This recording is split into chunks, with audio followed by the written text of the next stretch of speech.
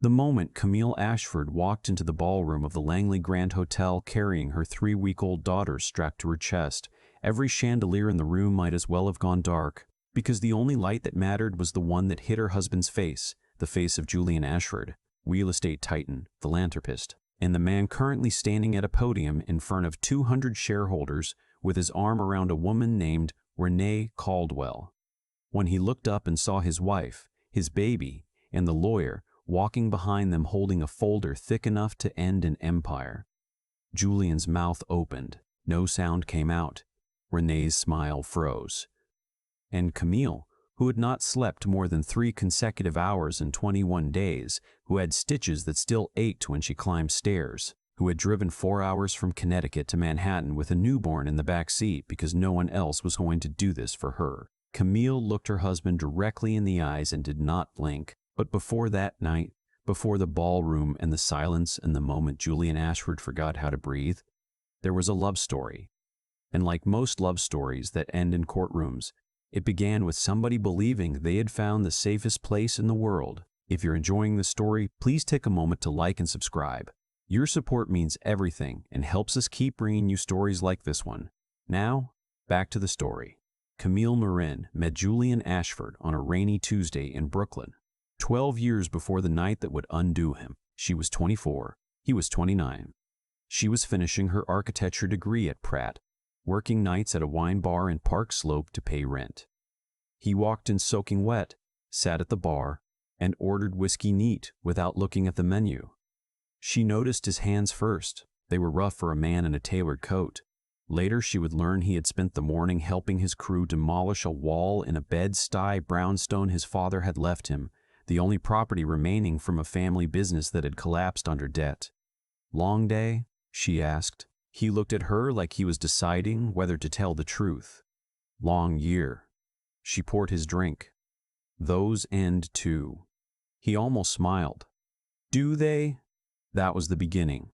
Not dramatic, not cinematic, just 2 tired people finding each other honest at a bar on a wet night in Brooklyn. Julian came back the next Tuesday, and the one after that. He never asked for her number. He just kept showing up until showing up became the thing they both looked forward to most. By the 3rd month, she knew his story. His father, Richard Ashford, had built a small real estate company in Queens. Nothing flashy, just apartment buildings. Affordable housing, the kind of work that kept families off the street. When Richard died of a stroke at 57, Julian inherited a company drowning in lawsuits, bad contracts, and half-finished projects. He was 26, grieving, and suddenly responsible for 40 employees and 3 buildings that were bleeding money. Camille did not fall in love with Julian because he was ambitious. She fell in love with him because he was afraid and did the work anyway. She sat with him in his kitchen at midnight while he read lease agreements. He barely understood. She drove him to meetings when his car broke down. She redesigned the lobby of his first renovation project for free. Her thesis advisor nearly failed her for spending too much time on outside work. They married at City Hall on a Friday afternoon. Her mother flew in from New Orleans. His best friend was the witness. They ate Cuban sandwiches on a bench in Prospect Park afterward, and Julian said, "One day I'll give you a proper wedding." Camille laughed. "This is proper. You showed up." He kissed her forehead. "I'll always show up." She believed him for 11 years. Julian's company grew the way New York real estate does, slowly, then all at once. By the time Camille was 30, Ashford Development had expanded into Manhattan. By 32, they owned commercial properties in 4 states. By 34, Julian was on magazine covers, attending galas, sitting on boards, shaking hands with people who collected buildings the way children collect baseball cards. Camille grew too. She opened her own architecture firm. Small, intentional, focused on adaptive reuse. She converted old factories into community spaces, abandoned churches into libraries, forgotten warehouses into affordable housing. Her work won awards. Her name appeared in design journals. But Julian's world moved faster, louder, and further from hers. She noticed the distance the way you notice a crack in a wall. Not all at once. A missed dinner. A canceled weekend. A phone call he took in another room. A name she heard too often. Renee Caldwell. Julian introduced her as his brand strategist at a company Christmas party. Renee was 31, tall, magnetic, with the kind of confidence that made other women feel like they were standing in the wrong room. She worked in luxury real estate marketing. Penthouses, waterfront developments, the kind of properties that came with champagne at the open house. Camille shook her hand and smiled. She was not a jealous woman. She had never been. But something about the way Renee touched Julian's arm, casual, possessive, practiced, made her stomach turn in a way she could not explain. Over the next several months, Camille collected evidence the way she collected architectural sketches, quietly, precisely, without telling anyone what she was building. A hotel receipt in Austin, a flight itinerary to Miami she was not told about, a pair of earrings in Julian's briefcase, small gold hoops not her style. A text notification she saw on his phone at dinner, "Miss you already." She waited. She was not sure why. Maybe because confirming the truth would mean admitting that the man who once fixed a leaking pipe in her studio at midnight because he didn't want her drawings to get wet was the same man lying to her face every morning over coffee. She confirmed it on a Wednesday in March. She was 10 weeks pregnant. She had come home early to tell Julian the news. They had been trying for a year. 2 rounds of IVF. 1 miscarriage that had hollowed her out for months. This pregnancy felt like a miracle. Fragile, terrifying, and desperately wanted. She found his laptop open on the kitchen counter. An email from Renee, long and intimate, referencing a weekend in Montauk that Julian had told Camille was a corporate retreat. The email ended with, "I know you're not ready to leave yet, but when you are, I'll be here." Camille sat down at the counter. She read the email twice. Then she closed the laptop, placed both hands on her stomach, and made a decision. She would not beg. When Julian came home that night, she was sitting at the dining table with the ultrasound photo in front of her. "I'm pregnant," she said. Julian's face went through something complicated. Surprise, then joy, then something darker. Something that looked like calculation. "That's... Cam, that's incredible." He reached for her. She pulled back. "I know about Renee." The silence that followed was the loudest thing she had ever heard. Julian sat down slowly. He rubbed his face. He did not deny it. That was the worst part. He did not even try. "How long?" she asked. "Camille, how long?" 14 months. She had been pregnant during her last round of IVF. She had been injecting hormones, tracking cycles, crying in bathrooms, and praying while he was in hotel rooms with another woman. "I want you out of this apartment by Friday," she said. "Cam, we can talk about this. We just did." Julian moved out. He rented a penthouse in Tribeca, the kind of apartment that looked like a magazine spread and felt like a showroom. Renee was photographed entering the building within a week. Camille filed for divorce. Julian's legal team responded with a settlement offer that was carefully designed to look generous while quietly stripping her of rights to property she had helped acquire, design, or renovate, including a waterfront project in New Haven she had personally designed the residential conversion for. His lawyers argued the properties belonged to corporate entities, not the marriage. Camille's attorney, Diane Prescott, was a former federal prosecutor who had pivoted to family law after her own divorce from a hedge fund manager. She was 53, sharp-eyed, and had a reputation for making powerful men very uncomfortable. "He's hiding assets," Diane said during their first meeting. "The question is whether he's doing it well." He was not. But Camille did not know that yet. What she knew was this. She was pregnant, alone, and married to a man who had turned their love into a negotiation. She packed her life into boxes and moved to a small house in Westport, Connecticut, a place she and Julian had once driven through on a Sunday afternoon years ago, when they still did things like drive through small towns on Sunday afternoons. The pregnancy was difficult, not medically. The baby was healthy, growing perfectly. But emotionally, Camille felt like she was carrying joy inside a body filled with grief. She assembled the crib herself. She painted the nursery, a soft sage green with hand-drawn vines along the ceiling, because she was an architect, and even in heartbreak she could not stop building things. Julian did not call. Not once during the pregnancy. Not when she texted him the gender reveal. Not when she sent the 20-week scan. His lawyer sent a formal response. Mr. Ashford acknowledges the pregnancy and will address paternity and related matters during settlement proceedings. Camille stared at that sentence for a long time. Then she deleted it and went to bed. Her daughter was born on a cold November morning at 4:17 a.m. Camille's mother held her hand through 16 hours of labor. The baby came out screaming, loud, furious, alive. They named her Margot, after Camille's grandmother, a woman who had raised 5 children alone in the lower 9th Ward and never once apologized for being difficult. Julian was notified through legal channels. He did not respond for 5 days. When he did, it was through his attorney, Mr. Tiny. Ashford requests DNA confirmation before acknowledging paternity. Camille read that on the couch while nursing her newborn daughter at 2 in the morning. She did not cry. She was too exhausted to cry.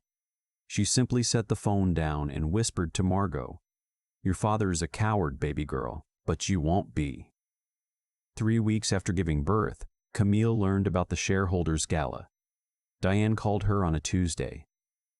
Julian is hosting the annual Ashford Development Investors Dinner this Saturday. Black tie, Langley Grand Hotel, and Camille. Renee is listed as co-host. Camille said nothing for a moment. "There's more," Diane continued. "I got a call from someone inside Julian's company. Anonymous. They sent documents. A shell corporation in Delaware called Harborline Holdings. Julian transferred ownership of 4 properties into it 8 months ago, including the New Haven waterfront." Camille's chest tightened. The New Haven project. She had spent 2 years designing that conversion. An old shipping warehouse turned into mixed-income housing with a community art center on the ground floor.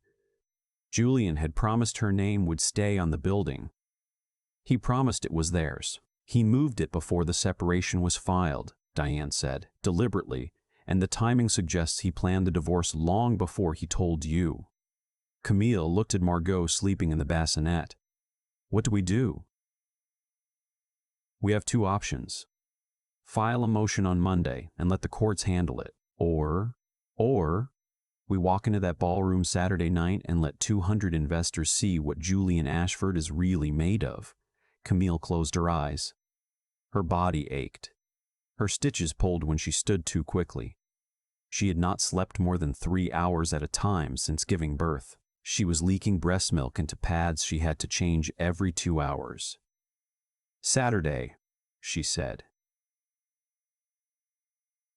The Langley Grand Hotel was the crown jewel of Julian's empire. A 100-year-old building he had restored to its original Beaux-Arts glory. Camille had designed the lobby renovation herself, back when she still believed in the marriage enough to pour her talent into his buildings. She arrived at 7:45, 15 minutes after the cocktail hour began. She wore a black dress, simple, fitted, the only formal thing that fit her postpartum body. Margot was in a carrier against her chest, wrapped in a white blanket, sleeping with the terrifying peace of someone who had no idea what was about to happen. Diane walked beside her in a charcoal suit, carrying a leather folder. The lobby was full of people Camille recognized: investors, board members, city officials, journalists. Several of them stared. A few whispered. One woman she had once sat next to at a charity dinner looked at the baby and covered her mouth. Camille walked through the lobby, through the double doors, and into the ballroom. Julian was at the podium, mid-sentence, talking about growth, vision, legacy. Renee stood beside him in a red dress, smiling the smile of a woman who believed she had already won. Then Julian saw Camille. His voice stopped. The microphone caught the silence. 200 people turned to look. Camille did not speak. She did not need to. The image spoke for itself. A wife, a newborn, walking into a room where her husband stood with his mistress, celebrating an empire built on lies. Julian stepped back from the podium. "Camille, what are you?" "Don't." Her voice was quiet, but the ballroom was so silent it carried to every corner. "Don't pretend you're surprised to see your own wife." Renee's hand dropped from Julian's arm. Diane stepped forward and placed a document on the nearest table. "This is a filing notice," she said, her voice clear and professional. "As of this afternoon, Mrs. Bile, Ashford's legal team has petitioned for emergency financial discovery regarding 4 properties transferred to Harborline Holdings LLC, a shell corporation created by Mr. Ashford to conceal marital assets from divorce proceedings." The room erupted in murmurs. Board members exchanged glances. Julian's face went gray. "This is not the place," he said through his teeth. "No," Camille said. "The place was our home.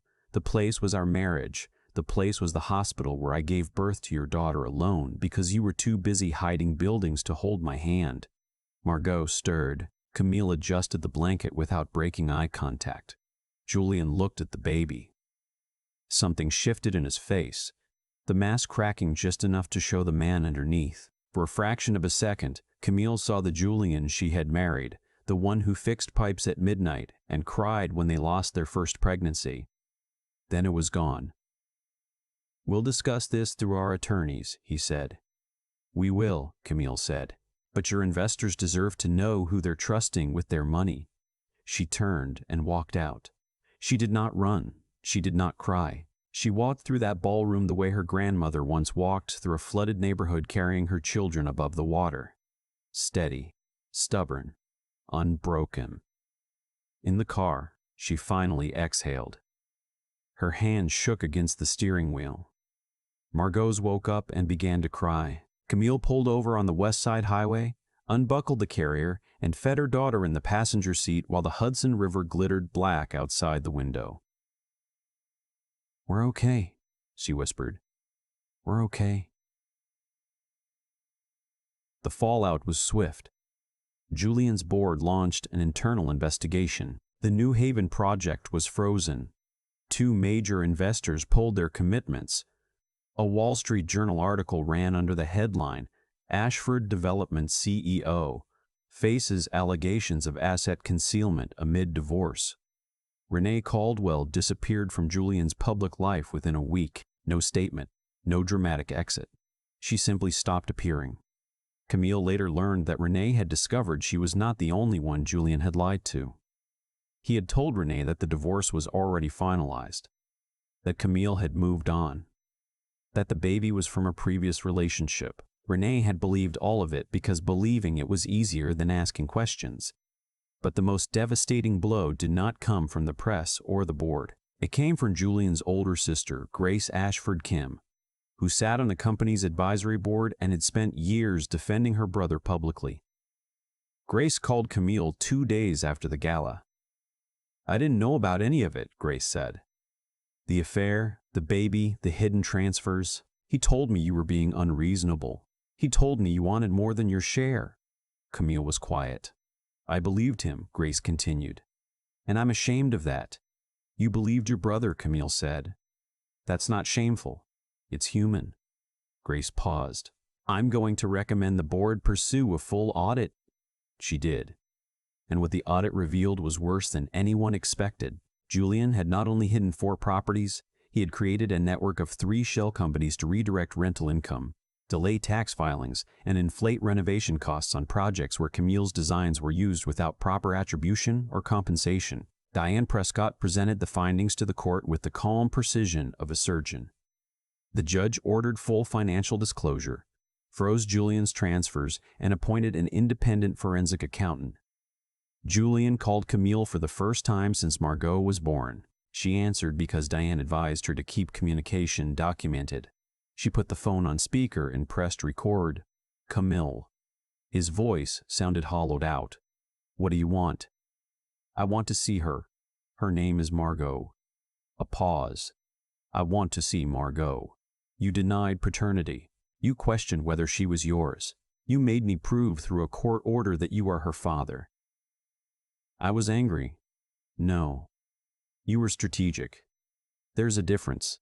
Camille, please. You don't get to say please like it's a magic word. Margot is not a negotiation. She's not a press opportunity. She is a human being you chose to ignore because she was inconvenient. I made mistakes. Camille almost laughed. A mistake is forgetting to call. A mistake is missing a recital. You abandoned your pregnant wife, denied your child's existence, stole my designs, hid our property, and paraded your girlfriend at a shareholders dinner while your daughter was 3 weeks old. That is not a mistake. That is a choice you made every single day for over a year. Julian was silent. You can arrange supervised visitation through Diane, she said. When the court approves it. Camille, goodbye, Julian. She hung up. Margot was watching her from the bouncer's seat, wide-eyed and quiet, as if she understood something important had just happened. Camille picked her up and held her close. You will never have to beg someone to choose you, she whispered. I promise. The divorce was finalized 4 months later. The settlement awarded Camille full ownership of the New Haven waterfront property, her architectural rights and attribution restored, a trust fund for Margot that Julian could contribute to, but not control, and financial support that reflected the true value of the marital estate, not the sanitized version Julian's lawyers had initially offered. Julian stepped down as CEO. The board appointed an interim replacement. He was not ruined. Men like Julian rarely are, but he was diminished. The image he had spent a decade constructing was cracked in places that money could not repair. Supervised visitation began on a Saturday in March. Julian arrived at the family center in jeans and a sweater. No suit, no watch, no entourage. Margot was 5 months old by then, sitting up on her own, grabbing at everything within reach. When Camille placed her in Julian's arms, he froze. Margot looked up at him with dark brown eyes that were unmistakably his. The same eyes, the same serious expression, the same way of studying the world before deciding whether to trust it. Hi, Julian whispered. Margot grabbed his finger. Julian's face crumbled, not dramatically, not for show, quietly, completely, the way a building collapses inward when its foundation finally gives. Camille looked away. She did not want to feel anything, but grief does not follow rules, and watching the father of your child hold her for the first time, even a father who does not deserve the moment, is not something you can witness without feeling the weight of everything that should have been. Julian visited every other week. He was consistent. He learned to warm bottles, change diapers, and sit on a floor making absurd faces to earn a laugh from a baby who did not care that he owned buildings in 4 states. He learned, slowly, that fatherhood was not a title. It was showing up. But Camille did not soften. Not the way he wanted. One afternoon, after a visit, Julian lingered at the door of the family center. Do you think we could ever? No, Camille said. Not coldly, not cruelly, just clearly. Julian nodded. He looked like he wanted to argue, but he didn't. That was new. I'm not punishing you, Camille said. I'm choosing myself. For the first time in 12 years, I'm choosing what I need instead of what you want. He stood there for a moment, holding that sentence like something heavy. Okay, he said quietly. Okay. That spring, Camille moved into the New Haven waterfront building, the one she had designed, fought for, and won back. She converted the top floor into a live work loft and set up her architecture studio overlooking the harbor. The Community Arts Center on the ground floor opened in April. She named it after her grandmother. Margot took her first steps in that building, wobbling across the studio floor toward a stack of blueprint tubes, laughing like she had conquered the world. Camille's mother visited from New Orleans and stood in the art center, looking at the restored beams, the original brick, the light pouring through windows that had been boarded up for 40 years. You built this, her mother said. I designed it. No, baby. I mean all of it. This life. You built it. Camille smiled. It was the first smile in a long time that did not have grief hiding behind it. Julian continued to visit Margot. He became, slowly and imperfectly, a decent father. He went to therapy. He sold the Tribeca penthouse and moved to a modest apartment in Brooklyn, the same neighborhood where he and Camille had met. Whether that was deliberate or coincidental, Camille never asked. He sent a letter on Margot's first birthday, not an email, not a text, a handwritten letter on plain paper. Camille, I will not ask for forgiveness because I have not finished earning it. I may never finish. But I want you to know that the man who stood in that ballroom is someone I no longer recognize. He was not the man you married. He was the man money made me believe I had the right to become. Margot is the best thing I have ever been part of. And you are the strongest person I have ever known. Not because you survived what I did, but because you built something beautiful on the other side of it. I will spend the rest of my life trying to be worthy of being her father. Julie and Camille read it at the kitchen table while Margot smeared birthday cake across her high chair tray. She folded the letter and placed it in a drawer. She did not reply. Some words deserve to be received without being answered.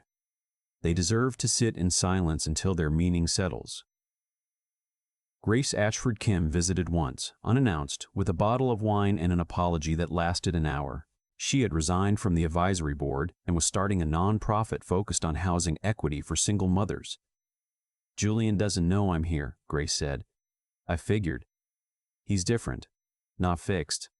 Different. Good for him. Grace looked at her carefully. You're not angry anymore. Camille considered that. No, I'm not. But I'm not available either. There's a difference. Grace nodded. There is. They finished the wine. Grace held Margot and sang to her in Korean, a lullaby her own mother used to sing. Camille listened and felt something she had not expected, peace that did not depend on Julian's suffering or his redemption, peace that was simply hers. Years later, people would tell the story differently. Some would say Camille Ashford destroyed a real estate empire in a single night. Some would say Julian Ashford lost everything and rebuilt himself. Some would whisper about the mistress who vanished, the sister who turned, the baby who changed everything. Some would remember the ballroom, the shell companies, the newborn against her mother's chest, and the moment a powerful man's voice disappeared into silence. But Camille knew the real story. It was not about a billionaire's downfall. It was about a woman who walked into a room full of money, power, and lies carrying nothing but a baby and the truth, and discovered that those two things were heavier than anything her husband had ever built. It was about learning that love is not a reason to disappear, that forgiveness is not the same as return, that building your own life is not revenge. It is simply architecture. And it was about a little girl named Margot who grew up in a waterfront building her mother designed, surrounded by art and light and the quiet certainty that she was enough, not because her father learned to stay, but because her mother never needed him to. Camille did not get back the marriage she lost. She did not want it. She got something the old version of herself would never have dared to imagine, a life where no one else held the blueprints. And every morning when the sun came through the harbor windows and landed on the studio floor where her daughter played, Camille Marin. She had taken her name back, stood in the building she had saved, in the life she had built, and knew with absolute certainty that she was not the woman Julian Ashford left behind. She was the woman who walked into the storm with a newborn against her heart, and came out holding the deed to her own sunrise.